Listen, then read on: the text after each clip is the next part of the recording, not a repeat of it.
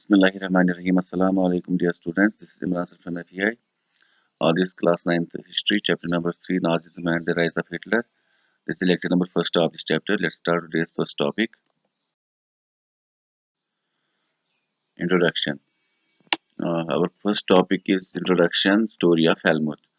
तो अगर हम यहाँ पे बात करें स्प्रिंग ऑफ 1947 में एक 11 साल का लड़का जिसका नाम था हेलमुट, वो अपने बेड पे लेटा हुआ था। तो उसका फादर जो था वो उसकी मतलब अपनी बीवी के साथ, इसका मतलब हेलमुट की मदर के साथ कुछ डिस्कस कर रहा था, कुछ बातें। एक्चुअली में जो हेलमुट का फादर था वो अपनी बीवी से कह रहा था कि या तो मुझे खुद को मारना पड़ेगा या सारे परिवार को, क्योंकि अलाइड पावर्स हमें नहीं छोड़ेंगे। जो हमने क्रिपलड के साथ किया। ये क्रिपलड कौन थे? ये अनडिजायरेबल और फिजिकली और मेंटली चैलेंज्ड लोग थे जिनको इन्होंने मारा था, क्योंकि हेलमुट का फादर एक फिजिशियन था और साथ में नाजी सपोर्टर था। तो ये जो नाजिज्म था इसका लीडर था नाजी पार्टी का एडॉल्फ हिटलर, जिन्होंने सेकेंड वर्ल्ड वॉर की आड़ में जेनोसाइड किया जर्मनी में। जेनोसाइड का मतलब होता है मास किलिंग, जिसमें बहुत ज्यादा लोगों को एक साथ मारा जाता है। तो एक्चुअली में गैस चैम्बर्स में ले जाकर उन्होंने लोगों को मारा, जिसमें 6 मिलियन जीव्स थे। इसके अलावा 2 लाख जिप्सीज थे, 1 मिलियन पॉलिश लोग थे और 70,000 नॉर्डिक जर्मन रेस के वो लोग जो फिजिकली और मेंटली डिसेबल्ड थे। तो अगर हम बात करें, ये जो सेकेंड वर्ल्ड वॉर था ये दो ग्रुप्स के दरमियान लड़ा गया, जिसमें एक तरफ थे एलाइड पावर्स, जिसमें ब्रिटेन, फ्रांस, यूएसए और यूएसएसआर था, और दूसरी तरफ जो ग्रुप था उसका नाम था एक्सिस पावर्स, जिसमें जर्मनी, इटली और जापान था। तो अगर हम बात करें, ये जो सेकेंड वर्ल्ड वॉर था ये एलाइड पावर्स ने जीता, और जो एक्सिस पावर्स थे वो बुरी तरह से इस जंग में हार गए। तो सेकेंड वर्ल्ड वॉर में तकरीबन 60 मिलियन लोग मारे गए, जिनमें ज्यादातर सिविलियंस थे, और इसके अलावा बहुत सारे लोग जख्मी भी हो गए। और बाद में हम क्या होता है कि सेकेंड वर्ल्ड वॉर जब 1947 में खत्म होता है तो एडॉल्फ हिटलर, उसके प्रोपेगेंडा मिनिस्टर गोइबेल्स और उनकी फैमिली के साथ बर्लिन बैंकर में खुदकुशी कर लेते हैं। उसके बाद बर्थ ऑफ वीमर रिपब्लिक। अगर हम बात करें, ये सेकेंड वर्ल्ड वॉर की स्टोरी अभी हम पढ़ रहे थे, लेकिन अगर हम देखें ये जो जर्मन्स ने या नाजीज ने इतने सारे लोगों को मारा, एक्चुअली में ये बदला ले रहे थे फर्स्ट वर्ल्ड वॉर का। अगर हम बात करें फर्स्ट वर्ल्ड वॉर की, तो वो भी दो ग्रुप्स में लड़ा गया था। उसमें एक तरफ थे सेंट्रल पावर्स और दूसरी तरफ अलाइड पावर्स। तो अलाइड पावर्स में वहां पे थे इंग्लैंड, फ्रांस और रशिया, और उसके बाद 1917 में उसको यूएसए ने ज्वाइन किया, जिन्होंने अलाइड पावर्स का ही साथ दिया। और दूसरी तरफ जो सेंट्रल पावर्स थे उसमें जर्मनी था, ऑस्ट्रिया था और इसके अलावा टर्की। और ये पहला वर्ल्ड वॉर भी अलाइड पावर्स ने ही जीता। अगर हम बात करें, ये जो जंग थी फर्स्ट वर्ल्ड वॉर, सभी कंट्रीज ने जब इसको ज्वाइन किया तो उन्हें लगा शायद ये 1 साल या 6 महीने में खत्म हो जाएगा, लेकिन ये 4 साल से भी ज्यादा अरसे तक चला, जिसने काफी ज्यादा, हम कह सकते हैं, इकोनॉमिकली वीक किया यूरोपियन पावर्स को। अगर हम बात करें, पहले जर्मनी ने काफी ज्यादा इसमें मतलब हम कह सकते हैं फ्रांस, बेल्जियम वगैरह को ऑक्यूपाई किया था, काफी ज्यादा नुकसान पहुंचाया था। लेकिन बाद में जब यूएसए की एंट्री हुई 1917 में, तो उन्होंने ये सेंट्रल पावर्स को बुरी तरह से हराया। और अगर हम बात करें उसके बाद, जब हम बात कर रहे हैं फर्स्ट वर्ल्ड वॉर की, उस वक्त कॉन्स्टिट्यूशनल मोनार्ची चल रहा था जर्मनी में।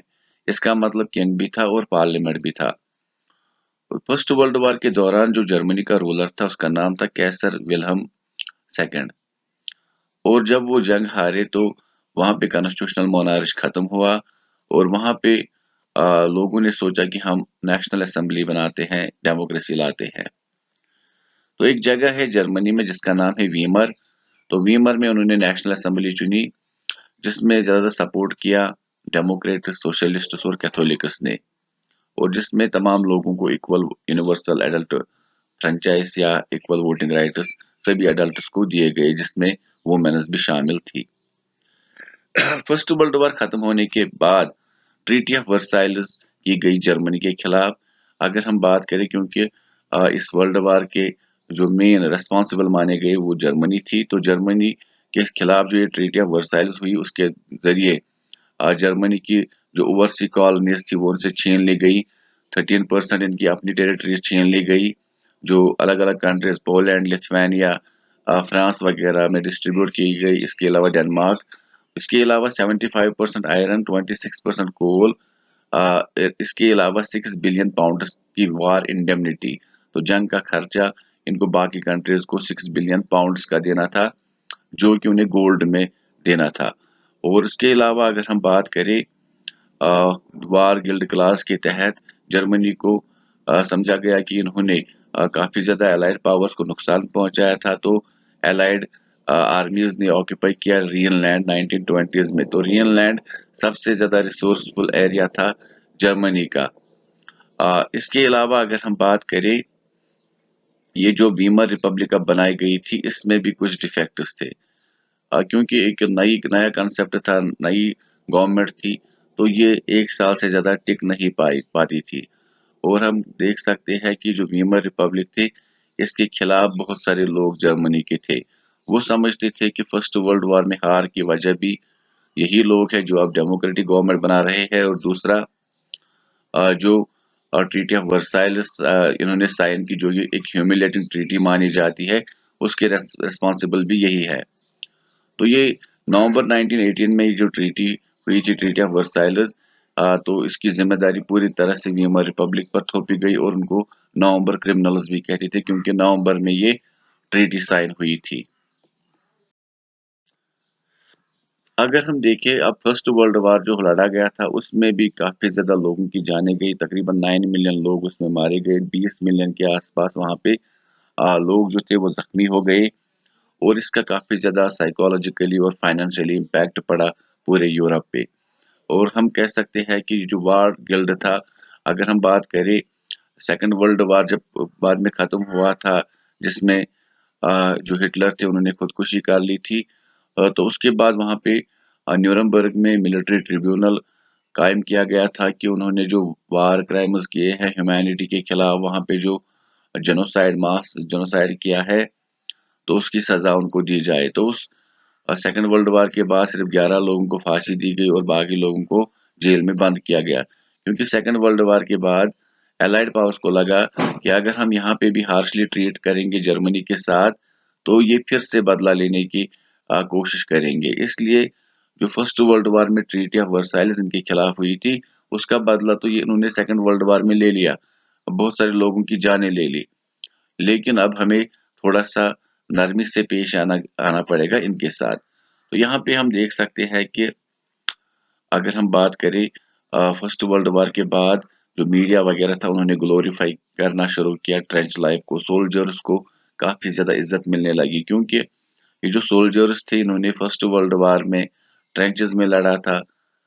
इन्होंने टैंक्स, इन्होंने जो हम कह सकते हैं फाइटर जेट्स या जहरीले गैसेस वगैरह का सामना किया था। और इसके अलावा इन्होंने जो चूहे होते थे या हम कह सकते कॉप्स वगैरह, मुर्दे जो इंसान थे उनका गोश्त खाकर अपनी जिंदगी बचा ली थी। और इसके अलावा अगर हम देखें तो ये जो डेमोक्रेसी थी ये एक नई थी वहां पे, तो इसके अंदर भी काफी ज्यादा प्रॉब्लम्स थी। एक तो यहाँ पे हम देख सकते हैं आर्टिकल 48 जो प्रेसिडेंट को इनॉर्मस पावर्स देता था कि वो कभी भी इमरजेंसी नाफिज कर सकता था। उसके बाद political radicalism and economic crisis. जैसे मैंने पहले ही कहा था कि जर्मनी में बहुत सारे लोग वीमर रिपब्लिक के खिलाफ थे जो फर्स्ट वर्ल्ड वॉर के बाद बनाई गई थी। तो यहाँ पे अगर हम देखें, जो वर्कर्स थे और सेलर्स थे उन्होंने स्पार्टस्ट लीग बनाई, जो चाहते थे कि बोल्शेविक रेवोल्यूशन की जो रशिया में हुई है उसी के जैसी हमें यहाँ पे भी गवर्नमेंट बनानी चाहिए। मगर जो वीमर रिपब्लिक थी उन्होंने उनको हम कह सकते हैं स्पार्टस्ट लीग को क्रैश किया, उनकी अपराइजिंग को क्रैश किया with the help of war veterans और फ्री कॉर्प्स। ये फ्री कॉर्प्स एक प्राइवेट आर्मी थी जिसका इस्तेमाल वीमर रिपब्लिक ने उनके खिलाफ किया। उसके बाद ये जो स्पार्टस्ट लीग थी जिसमें वर्कर्स और सेलर्स थे, उन्होंने मिलकर कम्युनिस्ट पार्टी बनाई। अब एक तरफ कम्युनिस्ट्स थे और जो चाहते थे बोल्शेविक जैसी रेवोल्यूशन हो, दूसरी तरफ सोशलिस्ट जो डेमोक्रेसी को सपोर्ट कर रहे थे। तो ये एक दूसरे के जानी दुश्मन बन गए और जिसका हेलो हम कह सकते हैं फायदा बाद में हिटलर ने उठाया। तो ये जो पॉलिटिकल रेडिकलाइजेशन थी, मतलब सोसाइटी को चेंज करना चाहते थे। अगर हम बात करें अभी इसी दौरान ये मतलब इसमें उलझे हुए थे, तो 1923 में जर्मनी ने क्या किया, उन्होंने रिफ्यूज किया कि हम जो बाकी का कर्जा है वो नहीं चुका पाएंगे, क्योंकि हमारे पास रिसोर्सफुल एरिया जो रीनलैंड वगैरह है वो पहले से नहीं है। इसके अलावा उसके बाद फ्रांस ने और रोहर जो एक इंडस्ट्रियल एरिया था जर्मनी का, तो वहाँ पे जो कोल वगैरह निकलता था उस पे भी कब्जा कर लिया।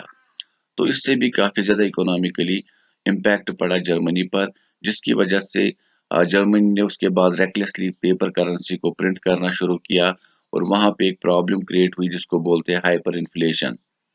तो जर्मनी की जो करेंसी है जिसको उसको बोलते हैं जर्मन मार्क, तो उसकी वैल्यू जो है एकदम से डाउन हो गई। तो जब भी किसी कंट्री में जो करेंसी है उसकी वैल्यू डाउन होती है तो उसको बोलते हैं हाइपर इन्फ्लेशन। तो इसकी वजह से जो सिचुएशन थी काफी ज्यादा क्रिटिकल हो गई।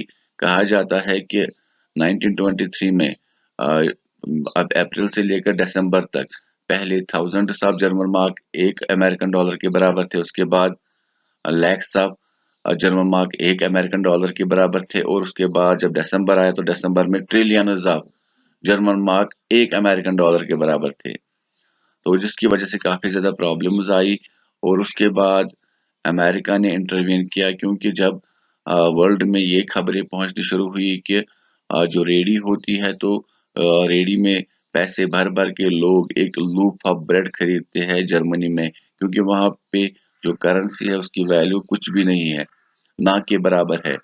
उसके बाद अमेरिका ने डेविस प्लान स्टार्ट किया, जिसके तहत उन्होंने कहा कि हम शॉर्ट टर्म लोन्स देंगे इनके इंडस्ट्रियलिस्ट्स वगैरह को, ताकि वो इंडस्ट्रीज फिर से कायम करे और वहाँ के लोगों को एम्प्लॉयमेंट वगैरह मिल सके। तो इंशाल्लाह बाकी टॉपिक्स आने वाले वीडियोस में कवर करेंगे। तब तक के लिए स्टे सेफ, फी अमान अल्लाह।